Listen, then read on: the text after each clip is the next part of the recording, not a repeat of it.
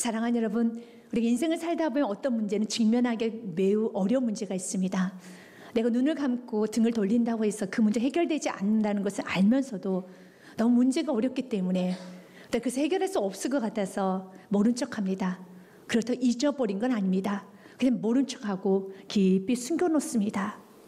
우리 안에 믿음이 없기 때문에, 연약하기 때문에. 그렇게 인간은 연약하고 인간은 환경에 오히려 제압당하는 게 우리 인간들이라는 것입니다. 하지만 하나님의 사람들은 그래서는 안 되는 것입니다. 하나님의 사람들은 어떤 상황에서도 문제를 직면하고 그 문제를 주님 앞에 가지고 나와야 되는 것입니다. 문제를 주셨을 때는 주님께서 답도 준비해 놓으셨습니다. 그런데 그 답은 주님 안에 있기 때문에 답을 찾아가셔야 됩니다.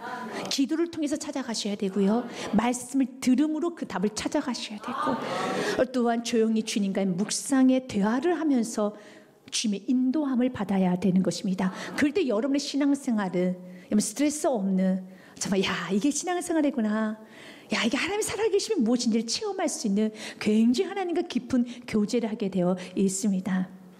한 청년이 너무 스트레스가 심해서 스승이 찾아가서 이렇게 말했습니다. 선생님, 저는 스트레스가 너무 심합니다. 저도 행복하게 살고 싶습니다. 근심 걱정이 너무 많습니다. 저도 행복하게 살고 싶습니다. 어떻게 하면 행복할 수 있을까요? 라고 질문합니다. 근데 그 스승이 빙그레 웃으면서 자신이 들고 있던 그 가방을 그 형제에게 넘겨주면서, 이 가방을 좀 들고 있을 수 있겠나? 네, 듭니다. 네, 알겠습니다. 그리고 그 스승님은 여러분 가방을 맡겨둔 채 이제 청소를 하기 시작합니다. 꽃도 다듬고요, 마당도 쓸고 일 저일 이것저것을 살펴봅니다. 30분이 지났습니다. 1시간이 지났습니다. 여러분, 팔이 아파오기 시작하고요, 온몸이 찌뿌덕하고 굉장히 불쾌하고, 그리고 너무 무겁게 느껴집니다. 그때 이제 참다 못해서 2시간이 지나고 나서 그 학생이 스승님께 말합니다. 언제까지 이 가방을 들여야 되겠습니까? 라고 했더니 빙그레 웃으면서, 그 가방을 지금도 들고 있었어? 무거우면 내려놓으면 되지. 라고 말했다는 겁니다. 그때 깨달았어요. 무거우면 내려놓으면 되지. 아직까지 들고 있었나 자네? 맞습니다. 사랑하는 여러분, 무거우면 그 짐을 내려놓으셔야 되는 겁니다.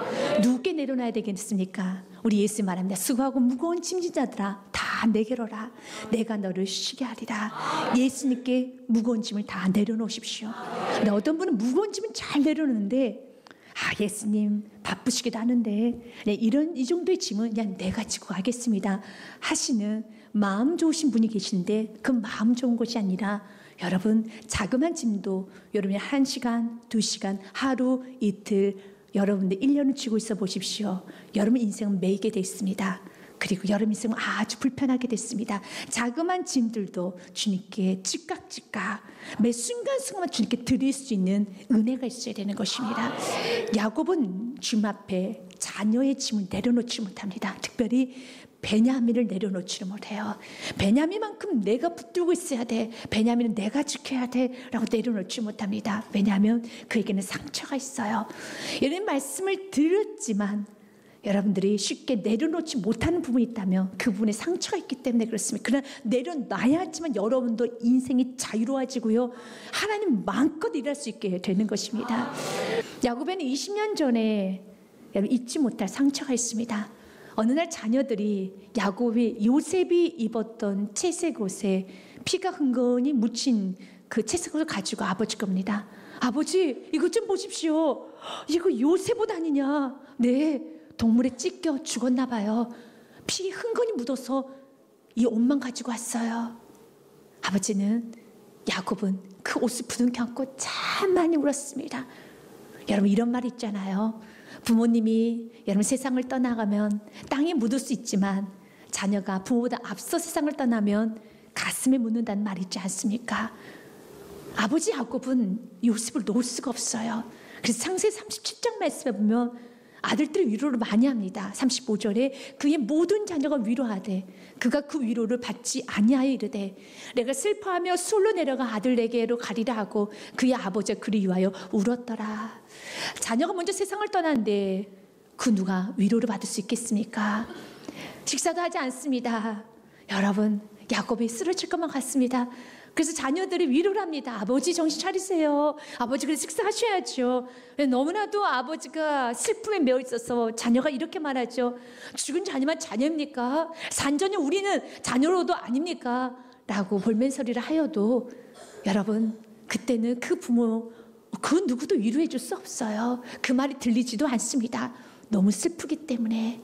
이것이 자녀의 죽음이죠. 그래서 야곱은 너무 슬퍼합니다. 그래서 야곱이 더 슬플 수밖에 없었던 것은 요셉이 이렇게 죽은 이 시체로, 아니 죽었다는 그 소식을 듣게 된 시작이 본인이 요셉에게 심부름을 시켰어요.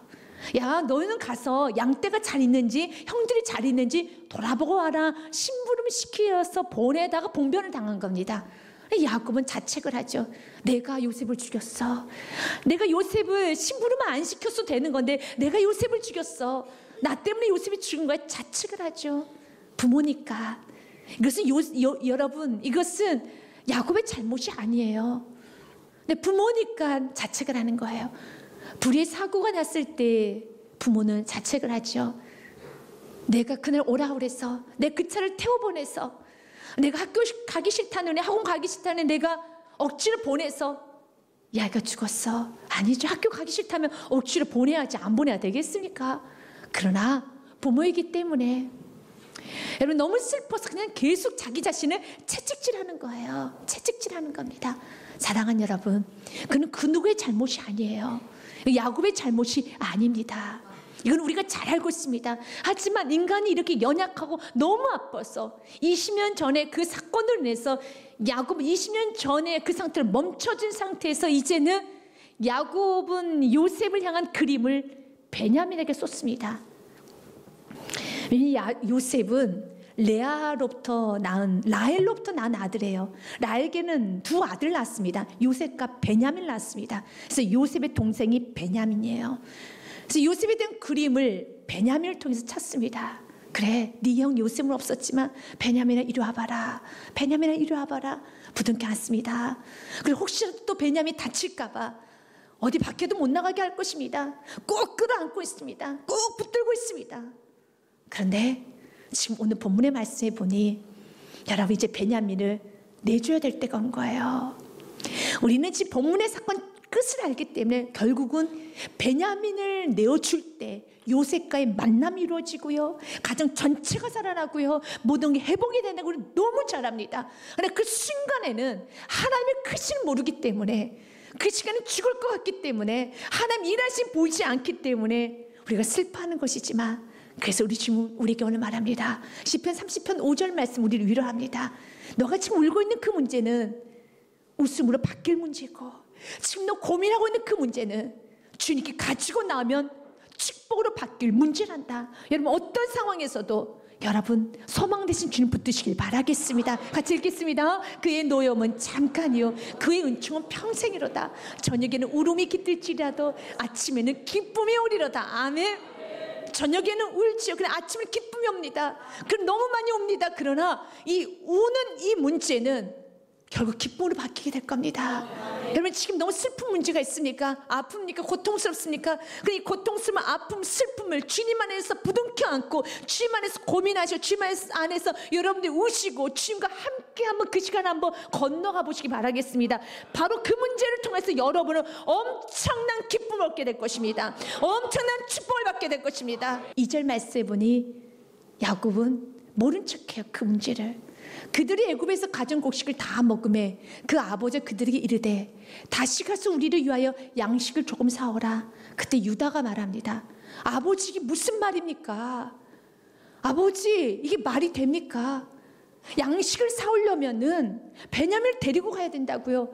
거기에는 애굽에 있는 총리가 우리에게 이렇게 말했어요. 너희들이 스파이가 아니라 정탐꾼이 아니라 너희들이 진실로 그냥 무역한 자, 양식을 사온 자를 증명하기 위해서는 너 동생 있다면서 동생 데리고 와. 그러면은 내가 너의 진실함을 알 테니까. 그리고 볼모로 잡혔는 시몬도 풀어줄게. 베냐민을 데리고 가야 돼요. 3절서부터 5절까지가 유다의 말입니다.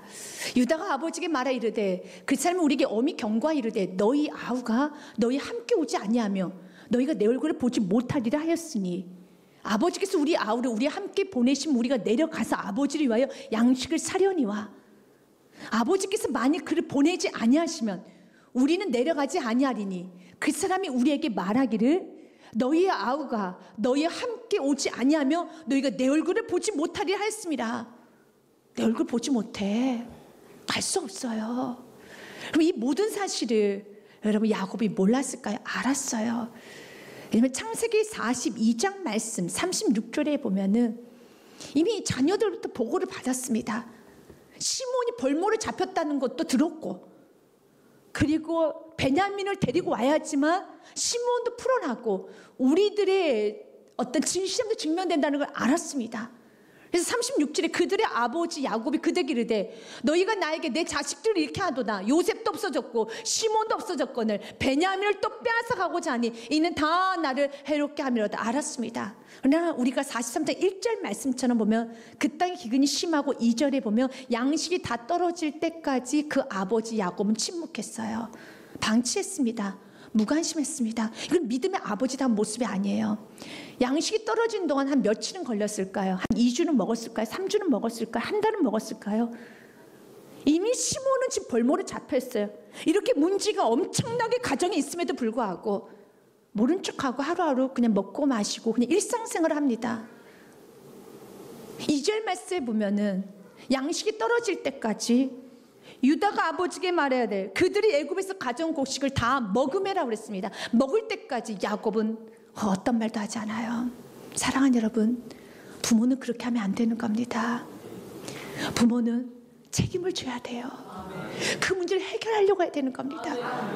다 먹을 때까지 여러분 그 문제를 여러분 들여다보지를 않아요. 요셉이 이 문제를 들여다보지 않는 데는 어떻게 해야 될지를 모르기 때문에 베냐민을 내놓기는 너무 무섭고 그 양식은 떨어져 가고 시몬은 갇혀 있고 뭔가 지금 결단을 내려야 되는데 이 결단을 내릴 수 없는 아주 복잡한 상황에서 야곱이 그때 믿음으로 기도를 하면서 더 정도의 길을 차근차근히 가야 되는 것입니다. 요셉은 그 어떤 것도 하지 않고 그냥 방치해둡니다. 묵과합니다. 그때 유다가 말한 거예요. 아버지 지금 무슨 말씀하세요? 양식을 사오라니요. 양식을 사올 수 있어야 사오지요. 베냐민을 데리고 가야지만 양식을 사올 수 있지 않겠습니까? 아버지 무슨 말씀하세요? 라고 다시 한번 현실을 아버지가 볼 수 있도록 언급을 하니 야곱은 이런 말합니다. 6절에 같이 읽습니다. 시작. 이스라엘이 이르되 너희가 어찌하여 너희에게 또 다른 아우가 있다고 그 사람에게 말하여 나를 괴롭게 하였느냐. 이스라엘은 야곱의 하나님께서 허락하신 승리자의 뜻을 가진 이름 야곱이란 이름입니다. 야곱이 말하는 거예요. 너 왜 대충 좀 넘어가지? 왜 나 진실하게 정직하게 말해서 왜 아우가 있다고 말해서 나를 괴롭게 하느냐? 슬쩍 넘어가지. 그냥 모른 척하지. 거짓말하지.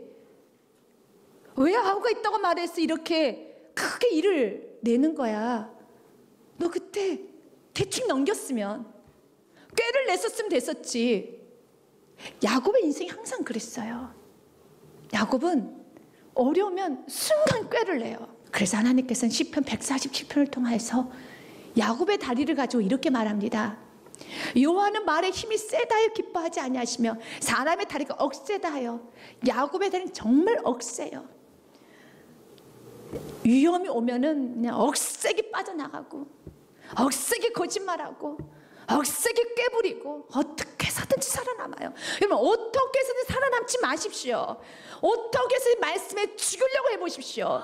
말씀을 드러내 보십시오. 그러면은 역사가 이루어져요. 하나님은 억센 다리를 싫어해요.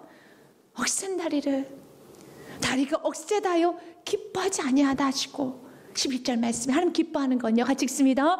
여호와는 자기를 경외하는 자들과 그의 인자하실 바라는 자들을 기뻐하신도다. 아멘. 자기를 경외하는 자, 주를 바라보는 자, 경외가 뜻이 무엇이 두렵고 떨림을 섬기는 거예요. 하나님은 하나님이시기 때문에 어떤 환경에서 하나님을 하나님이심을 선포하며 어떤 환경에서 정직하게 진실하게 말씀에 기준을 내리지 아니하고 나아가는 자, 그게 경외신앙인 겁니다. 경외신앙입니다. 그런 자들을 하나님은 기뻐하십니다. 지금 야곱은 너무 두려워서 자녀들에게 거짓말하고 대충 오면 되지. 왜 진실하게 말해서, 왜 동생이 있다고 말해서 이렇게 나를 괴롭게 하느냐라고 말합니다. 그래서 그 두려움을 몰아내야 돼요. 성경에서는 우리들에게 두려움에 대해서는 경고하는 말이 많습니다. 두려워하지 말라. 두려워하지 말라는 명령이에요. 여러분, 두려워하면 안 됩니다 라고 권면하는 것이 아니라 두려워하지 말라. 두려움 때문에 인생 완전히 망하고 민족 전체가 망했던 여러 민족이 있죠. 이스라엘 백성들이죠. 이스라엘 백성은 너무 많은 은혜를 받았어요. 그들은 출애굽하는 과정에서 10가지 재앙을 그들은 눈으로 보면서 애굽이 어떻게 무너져 가고 있는가를 눈으로 똑똑히 봤습니다. 그리고 하나님의 살아계심, 하나님의 전능하심, 하나님의 능하심도 보았습니다. 그런데 뒤에서 애굽 군대가 오고 앞에서 홍해가 넘실거릴 때 10가지 재앙, 마지막 재앙은 또 어떤 재앙이었을까요? 여러분, 장자가 다 죽어나가는 거예요. 근데 하나님 말씀하셨어요. 누구든지 문설주에 피를 바르면, 어린 양의 피를 바르면 죽음이 패스오버 유월될 것이다 라고 말씀하셨어요. 근데 실제적으로 어린 양의 피를 문설주에 발랐더니 죽음이 패스오버 되는 거예요. 이런 기적을 체험했습니다. 하나님 말씀에 순종하고 하나님 말 한마디에 죽음에서 생명으로 바뀐다는 걸 체험했어요. 뒤에서 애국 군대가 달려와도 앞에 홍해가 넘실거려도 가고 담대하죠. 그런데 그들은 그렇게 하지 못해요. 출애굽기 말씀에 보면 그들 두려워서 하나님 앞에 모세에게 여러분, 하지 말아야 될 말을 쏟아내기 시작합니다. 바로가 가까이 올 때 이스라엘 자손이 눈을 들어본 주 애굽 사람들이 자기 뒤에 이른지라 이스라엘 자손이 심히 두려워하여 여호와께 부르짖고 11절 말씀에 보면 같이 읽습니다. 그들이 또 모세에게 이르되 애굽에 매장지가 없어서 당신이 우리를 이끌어내어 이 광야에서 죽게 하느냐? 어찌하여 당신이 우리를 애굽에서 이끌어내어 우리에게 이같이 하느냐? 심히 두려워서 우리 여기서 죽게 하느냐 하죠. 이 심히 두려움을, 인간 너무 연약하기 때문에 순간순간 심히 두려움이 올 수 있습니다. 뒤에서 애국 군대 쫓아오고 앞에는 홍해가 넘치기 당연히 두렵죠. 그러면 그 두려움을 무엇으로? 나에게 베풀 수 있는 은혜로, 나와 함께 하신 하나님의 그 말씀으로 두려움의 감정, 두려움의 몸, 두려움의 모든 걸 제압해야 되는 거예요. 그래서 여러분, 두려움이 몰려올 때는 입을 벌리면 안 돼요. 두려움이 사라질 때까지 입을 꾹 다물고 있는 게 좋아요. 왜? 입을 넣는 순간에 주위에 있는 모든 사람들에게 너무 아픔을 주고, 여러분 나중에 정신 차리고 나면 여러분 했던 그 두려워서 했던 쓸데없는 말들 뒤처리하는 게 꽤나 힘들걸요. 그때는 영적 팁을 드릴게요. 여러분, 순간 두려움이 몰려올 때, 두려움이 해결될 때까지는 입을 꾹 다물고 예배자리에 나오는 게 최고입니다. 쓸데없이 자녀 앞에 이야기하면 여러분 나중에 자녀 앞에 나 부끄러워지는 일이 있어요. 그때는 입을 다물어야 돼요. 그래, 입이 다물어지니까 그래서 주님, 내가 말씀으로 제압되기 원합니다. 순간 두려움이 몰려올 때 두려움을 그대로 인정하면 내 몸과 내 감정과 내 마음을 내주는 것이 아니라, 이 두려움은 주의지, 결국 나를 넘어뜨리려고 하는 것이, 결국 내가 하나님 앞에 대적할 수밖에 없게끔 이 두려움이 나를 끌고 있지, 나는 그렇게 넘어지지 않을 것이다. 나사렛 예수의 이름 명령하노니 내 안에 금씩 두려움을 줄 모두 어둠에 새려고 이 시간 나사렛 예수의 이름 명령 물러갈 주다 라고 물리쳐야 되는 거예요. 야곱 두려움 때문에 오히려 자녀들에게 믿음의 아버지다운 모습을 보이지 못하고 대충 말하지, 왜 너희들이 이렇게 솔직해서 정직해서 좀 거짓말하지? 6절 말씀에 어찌하여 동생이 있다고 너는 사실대로 구했냐? 라고 말을 합니다. 그랬더니 유다가 다시 아버지께 7절서부터 9절까지 아버지께 다시 한번 상황을 깨우쳐 줍니다. 그들이 이르되 그 사람이 우리와 우리 친족에 대해 자세히 질문해 이르기를 너희 아버지 같이 살아 계시느냐, 너희에게 아우가 있느냐 하기로 그 묻는 말에 따라 그에게 대답한 것이니 그가 너희 아우를 데리고 내려오라 할 줄 우리가 어찌 알았습니까? 알겠습니까? 8절 말씀해요. 유다가 그의 아버지 이스라엘에게 이르되 저 아이를 나와 함께 보내시면 우리가 곧 가리니 그러면 우리와 아버지와 우리 어린아이들을 다 살고 죽지 아니하리다. 9절 말씀에 내가 그를 위해 담보가 되오리니 아버지께서 내 손에서 그를 찾으소서. 내가 만일 그를 아버지께 데려다가 아버지 앞에 두지 아니하면 내가 영원히 죄를 지리다. 그리고 이 말을 듣고 여러분 야곱이 움직이기 시작합니다. 사랑하는 여러분, 야곱이 참 잘한 것 중에 하나는 자녀를 잘 키웠어요. 겉으로 보면 야곱이 자녀를 굉장히 부둥켜 안고 자녀들의 집착이 심한 것 같지만 야곱 밑에 요셉은 아버지를 뛰어넘어서 나왔습니다. 유다는 아버지가 넘어지되 야곱을 일으켜 세웁니다. 가정에 한 사람이라도 깨어있으면 그 가정 무너지지 않아요. 여러분, 그래서 여러분 사랑하는 사람들 하나님 앞에 세워놓으십시오. 야곱도 흔들거릴 수 있어요. 믿음이 충만했던 아버지, 부모님도 흔들릴 수 있습니다. 그러나 어린 요셉을 통해서 다시 그 가정을 깨우친 것처럼 뒤늦게 회개한 허랑방탕에 살았고 여러분 거칠게 살았던 유다, 하나님 그를 통해서도 아버지 야곱을 깨우면서 야곱의 방패막이 되어줬어요. 가정 안에 여러분 품 안에 두지 마시고 결과를 보십시오. 만약 그 부모가 쓰러졌는데 자녀도 다 쓰러져 버리면 그 부모는 자녀를 하나님 앞에 키운 게 아니라 내 앞에서 자녀를 자라게 한 거예요. 아버지 야곱을 요셉은 뛰어넘어 버립니다. 그럼 이제 유다는 아버지를 깨우치는 사람이 돼요. 그래서 우리 모두 다 서로 자기 앞에서 키우는 것이 아니라 하나님 앞에 다 세우십시오. 이것이 저와 여러분이 살 길이라는 거예요. 가정이 모두 다 성령 충만하면 참 좋죠. 그런 가정 그렇지 않아요. 어떤 한 사람 성령 충만하며 어떤 한 사람 좀 여러분 좀 넘어져 있는 경우도 많아요. 아내를 하나님 앞에 세워놓으면 남편을 하나님 앞에 세워놓고 부모를 자녀를 사랑하는 사람들 하나님 앞에 세워놓으면은 여러분이 좀 흔들거릴 때 그 사람이 여러분을 일으켜 세워서 정신 차리십시오. 다시 갑시다. 그런 가정 안에 단 한 사람도 서 있지 않냐면 소돔과 고모라처럼 와르르 무너지는 거예요. 야곱은 자녀는 잘 키웠어요.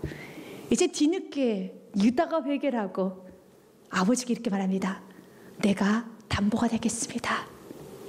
내 생명을 내놓겠으니 베냐민 데리고 가야 됩니다. 지금 아버지 벌써 2번이나 더 왔다 갔다 했을 것입니다. 지체해서 10절 말씀에 이렇게 말합니다. 우리가 지체하지 아니할 때 벌써 2번 갔다 왔으리다. 여러분 영적으로 지체하면 그만큼 길어지는 거예요. 이제 지체하지 마시고 결단할 거 결단하고 내려놓고 두려움 때문에 여전히 치고 있다면 그 두려움을 예수의 이름으로 십자가에 못 박으시기 바라겠습니다. 에브라임 링컨은 그가 여러분 노예 해방운동을 했기 때문에 수많은 적들이 많았어요. 그래서 두려움을 느낄 만한 많은 상황이 많았습니다. 그가 그의 가장 소중하게 여겼던 책, 성경책이죠. 성경책을 날마다 읽으면서 그는 미국의 대통령으로서 노예 해방운동을 이끌어 갔었습니다. 그래서 그의 책은 워싱턴에 그대로 성경책이 이렇게 보존되어 있는데요. 그 중에 보면 그의 손때가 묻은 아주 깊숙이 너무 많이 그 구절을 손으로 꾹꾹 눌러가지고 그 구절이 다를 정도로 꾹꾹 눌렀던 구절이 있다고 합니다. 그건 시편 34편 4절 말씀이에요. 같이 한번 읽어보도록 하겠습니다. 같이 읽겠습니다. 시편 34절 읽겠습니다. 내가 여호와께 간구하며 내게 응답하시고 내 모든 두려움에서 나를 건지셨도다. 내가 여호와께 간구하며 기도하며 지금 응답하셨고 맞아 주께 기도하면 되지 꾹꾹 누르는 거예요. 여러분도 그렇잖아요. 내가 두려움이 올 때마다 주님 나와 함께 하십니다. 그래 난 주의 말씀을 믿어 주님 나와 함께 하신다고 하셨지. 아멘. 손에 여러분 아기가 더 강하게 여러분 손을 불끈 쥐는 것처럼 그도 그 말씀을 꾹꾹 누르는 거예요. 주님께 기도하면 응답하신다고 하셨어. 내 모든 두려움이 올 때마다 그 구절을 손가락으로 꾹꾹 눌러가면서 나를 건지셨도다. 아멘. 사랑하는 여러분, 그가 이 말씀 붙들고 나아갔던 것처럼 우리도 마찬가지로 두려울 때마다 말씀을 꾹꾹 눌러가면서 말씀 붙들어가면서 이겨야 되는 것입니다. 유다의 고백, 내가 담보가 되겠습니다. 그 말에 야곱은 이제 정신이 들기 시작합니다. 그러면서 드디어 그의 입에서 하나님을 선포되기 시작합니다. 그가 13절 14절에 이렇게 말합니다. 내 아우도 데리고 떠나 다시 그 사람에게로 가라 내려놓습니다. 야곱에게서는 한 번 쥐었던 건 절대로 여러분 손을 펴질 않아요. 이게 야곱의 특징이에요. 그러나 야곱은 이제는 손을 펴니다. 인정하는 거죠. 요셉을 자신 칠색 옷으로 움켜줬고 자신이 보호했지만 결국 요셉을 지키지 못했던 것을 인정한 겁니다. 이제 베냐민은 그 손에서 놓습니다. 주님께 맡깁니다. 그리고 14절 말씀에 이런 고백을 합니다. 찍습니다. 전능하신 하나님께서 그 사람 앞에서 너에게 은혜를 베푸사 그 사람으로 너희 다른 형제와 베냐민을 돌려보내게 하시기를 원하노라. 내가 자식을 잃게 되면 이르리로다. 아멘. 이것을 내려놓음이라고 할 수 있겠습니다. 잃게 되면 이르리로다. 이것은 체념이 아니에요. 포기가 아니에요. 주님께 결과는 맡긴다는 겁니다. 야곱은 결과까지도 자기가 모든 걸 다 쥐고 있었습니다. 축복도 쥐고 다 쥐고 있었습니다.